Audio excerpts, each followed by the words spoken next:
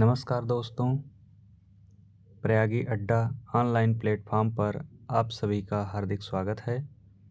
दोस्तों, यूपी के समस्त विद्यार्थीगण जो एनएम की तैयारी करना चाहते हैं या जिन्होंने एनएम का फॉर्म भर रखा है, उनके लिए लाए हैं विशेष सेशन, जिसमें आज हम आपको एनएम की परीक्षा के संबंध में सिलेबस बताएंगे कि क्या पूछने वाला है एग्ज़ाम में, कैसे पूछेगा। इस संबंध में आपको जानकारी देने जा रहे हैं। तो चलिए देखते हैं टॉपिक वाइज समस्त पाठ्यक्रम के बारे में। आइए जानते हैं। आयोग द्वारा जारी संपूर्ण पाठ्यक्रम यूपी SSSC एनएम सिलेबस, इसमें टोटल 100 क्वेश्चन पूछे जाएंगे। टॉपिक है, पहला है स्वास्थ्य के निर्धारक तत्व। दूसरा टॉपिक है भारतीय स्वास्थ्य समस्याओं का बाह्य रूप एवं योजनाएं। उसके बाद HC क्या है, PHC क्या है, CHC क्या है और जिला अस्पताल का संगठन क्या है, इन सब चीज़ों के बारे में पूछा जाएगा। फिर आगे चलते हैं। स्वास्थ्य संस्थाएं जैसे कि अंतर्राष्ट्रीय में आ जाता है WHO, यूनिसेफ, विश्व बैंक, यूरोपीय आयोग, रेड क्रॉस, अमेरिकी सहायता, इस तरीके से कई सारे संस्थाएं हैं। और राष्ट्रीय में आपको पढ़ना है Indian red cross, Indian council for child welfare, family planning के बारे में। पांचवा पूछा जाएगा स्वास्थ्य कार्यकर्ताओं के कार्य एवं दायित्व क्या हैं। उसके बाद छठवां में पूछा जाएगा एएनएम के लिए आचार संहिता क्या है, इसके बारे में। फिर समुदाय में लोगों की सलाह देने में स्वास्थ्य कार्यकर्ताओं की भूमिका क्या होती है, इसके बारे में पूछा जाएगा। स्वास्थ्य के लिए पोषण की आवश्यकता क्या है, पोषण एवं बीमारी के संबंध में पूछा जाएगा।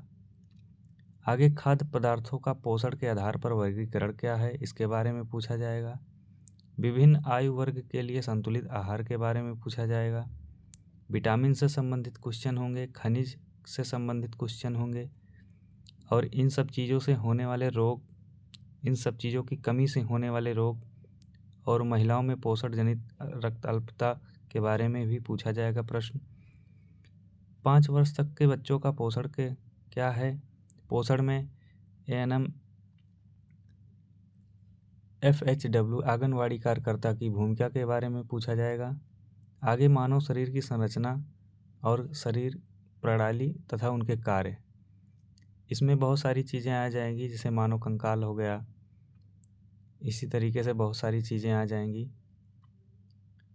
उसके बाद शरीर की स्वच्छता क्या है, इसके बारे में पूछा जाएगा।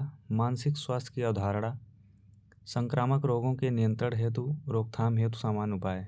बहुत सारे आजकल रोग फैल रहे हैं, संक्रामक रोग जैसे कि डिप्थीरिया, काली खांसी, टिटनेस, पोलियो, खसरा, तपेदिक, चिकन पॉक्स, इस तरीके से डेंगू, मलेरिया, रेबीज, काला अजहर, ट्रेकोमा, बहुत सारे रोग हैं, इसके बारे में पूछा जाएगा। इसके लक्षण, बचाव और उपचार क्या हैं, इन सब चीज़ से संबंधित प्रश्न देखने को मिलेंगे। समुदाय में बीमारी की देखभाल, शारीरिक परीक्षण एवं महत्वपूर्ण लक्षण। ज्वर क्या है, महत्वपूर्ण संकेत इसके क्या हैं, जैसे कि तापमान, नाड़ी, श्वसन, रक्तचाप। दवाओं का वर्गीकरण, विभिन्न प्रकार की जो दवाएं आती हैं कहाँ कहाँ यूज होती हैं, उसके बारे में पूछा जाएगा। प्राथमिक चिकित्सा की आवश्यकता क्या होती है, उसके बारे में होगा। सामान्य जो चोट लगती हैं, चोट और बीमारियों के बारे में पूछा जाएगा।